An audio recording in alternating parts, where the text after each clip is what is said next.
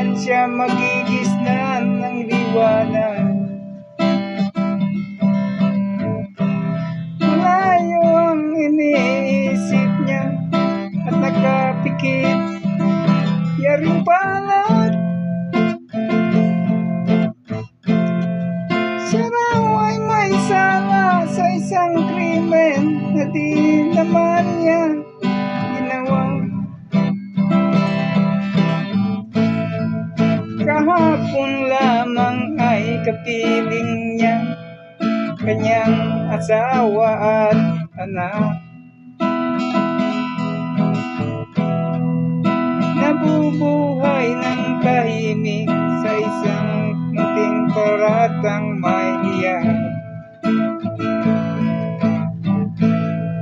Ang kaligayahan niya ay pinutol ng isang paratang sa kanya.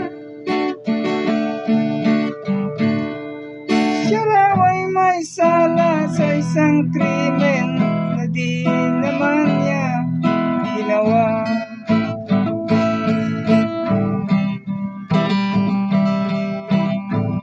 Dumating na ang araw, haharapin ng kanyang kamatayan.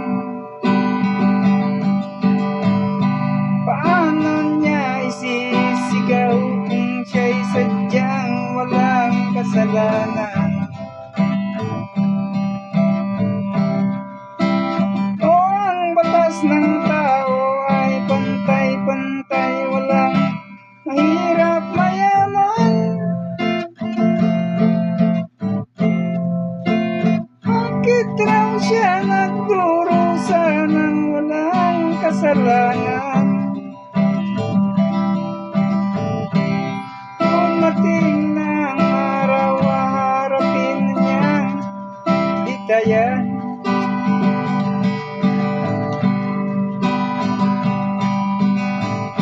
Paano niya isisigaw kung siya'y sadyang walang kasalanan?